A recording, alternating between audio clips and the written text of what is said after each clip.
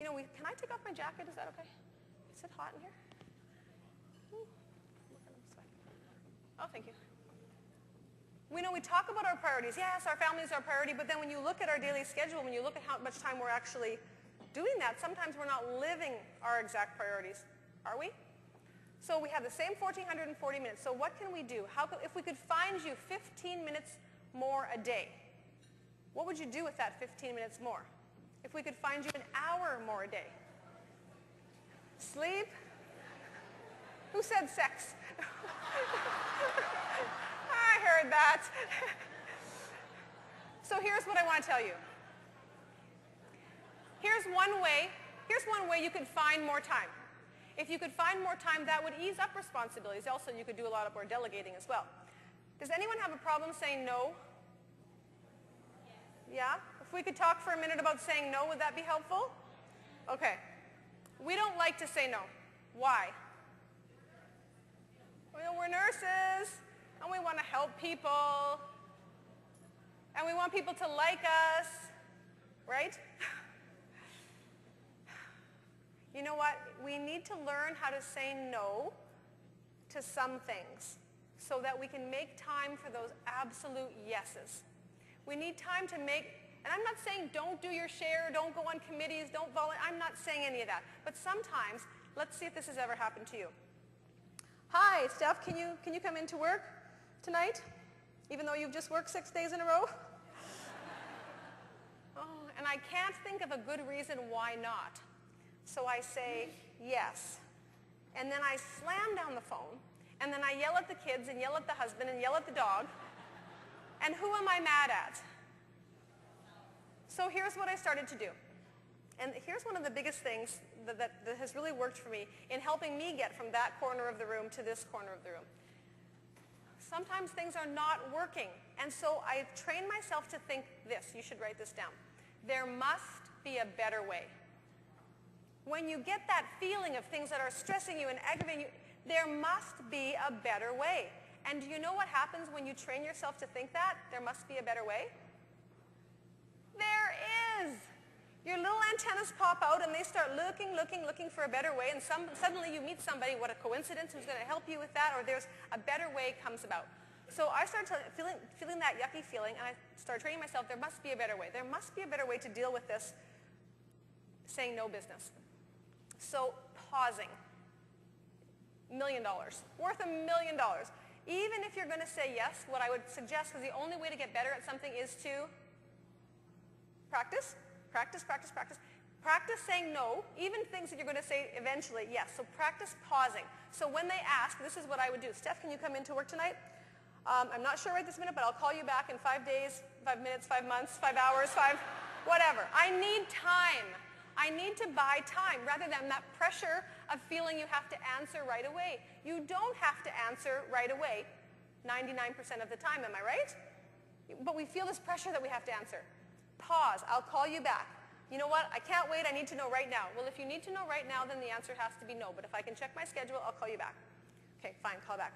Check the schedule. And what I would find out is a lot of the times I would say yes then, which kind of surprised me, but it was a different yes. It wasn't that manipulated, put upon, that type of stress. It was like, you know what, I actually checked and this will work. Or maybe I'd come back and say I can come in from 3 to 7, or negotiate, delegate, something like that, negotiate a little bit.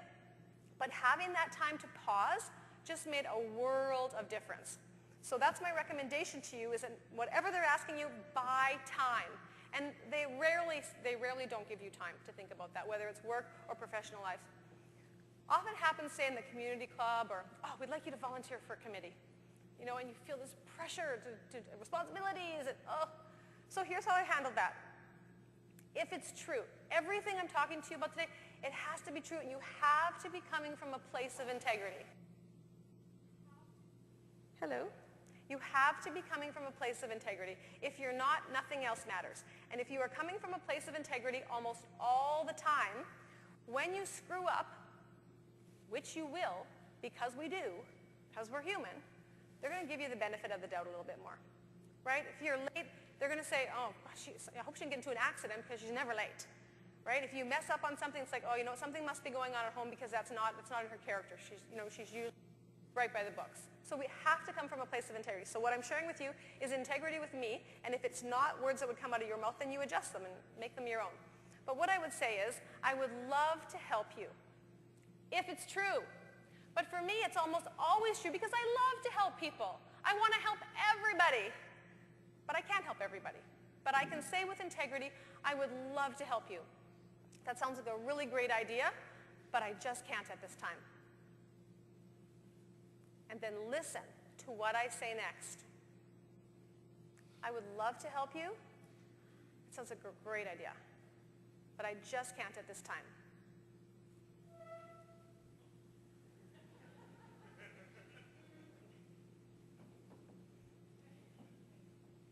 What didn't I do? I didn't explain. Now, I know if your boss is asking you, sometimes you have to explain. But generally, most of the time, we don't have to give that excuse, that reason. Have you ever called to replace a shift?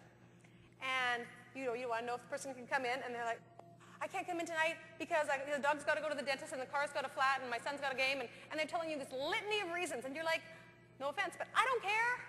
I just want to know if other people or not, right? We just want to know whether you can come or you can't. But we feel that other people want to hear our excuses, and that's not generally so. And one day you're going to give that excuse, it's not going to be good enough. For example, Stephanie, can you come into work today? Oh, well, it's a blizzard. My car's not working. I can't get out of the garage. That's okay. We'll send a snowmobile. Excellent. But my fault. I was out of integrity. The reason I couldn't come to work wasn't because I couldn't get my car out. It was because I didn't want to come to work, right? I didn't want to work that night. So we have to come from a place of integrity. But if you try that, when they're asking you something that you know, maybe I should say no to this because it's taking away from other areas of my life, pause. Acknowledge, like, thank you for asking. I'd love to help you. It's just not going to work for me at this time. They won't hardly ever ask why. And if you want to win, would anyone like to win just about any argument ever, anywhere? Would that be useful? If you want to win almost any argument or discussion, just acknowledge what the person is saying, and then acknowledge, and then repeat your little mantra of, it's just not going to work for me at this time, or whatever your mantra is. I'd love to help, because they're going to say, Steph, can you volunteer on this committee? I'd love to, but it's just not going to work for me at this time. But Steph, you're the last person. I don't know who else we're going to ask. I'm really sorry to hear that. I would love to be able to help you at this time, but I just can't do it right now.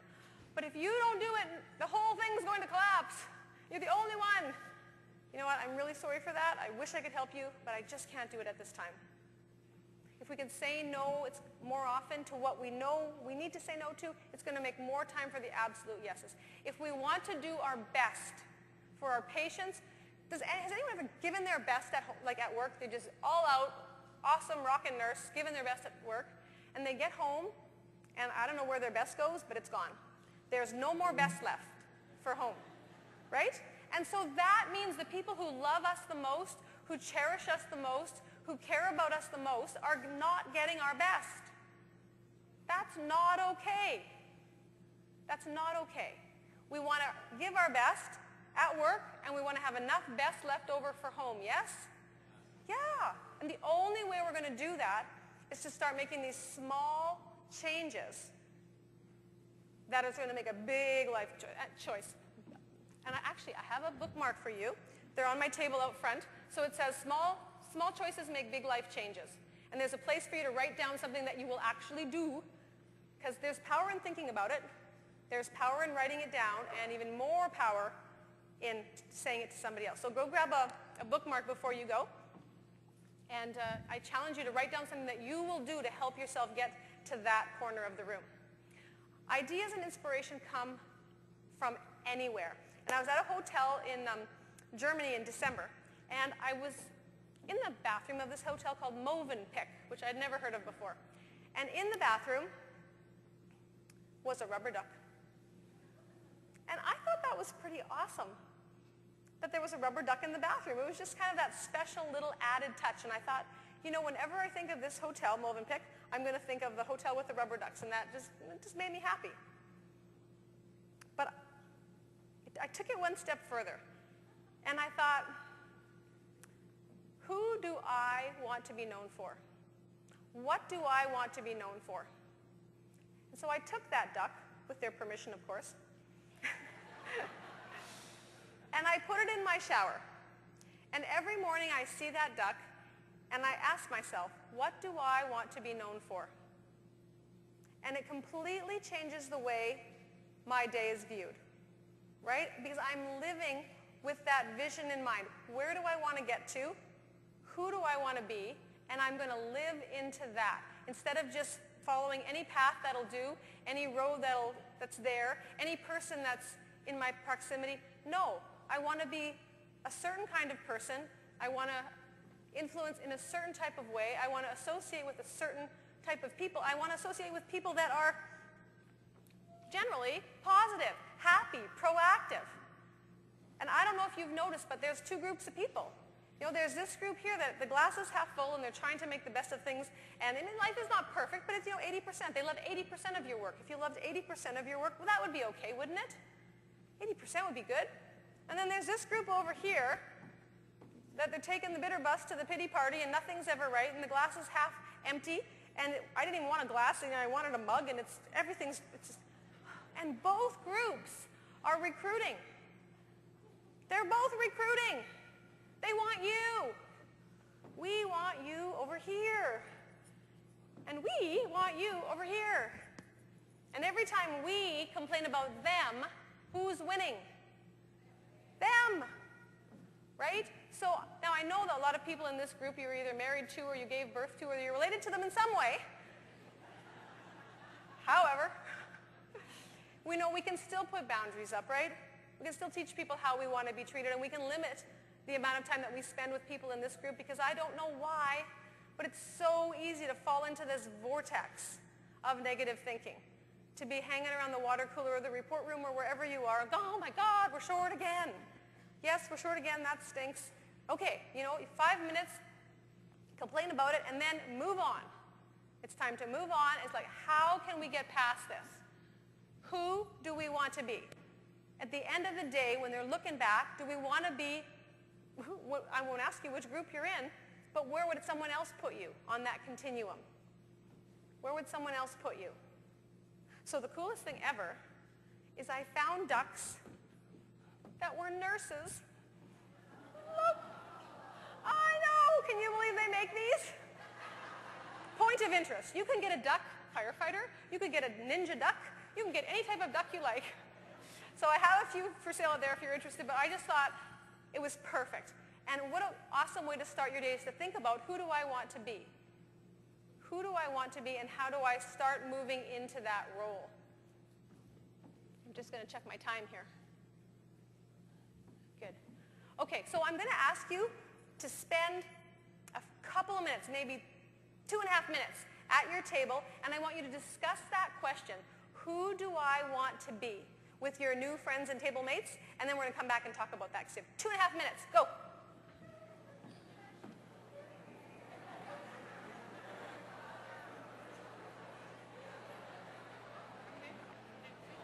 Sorry? No, I'm good. Maybe more water.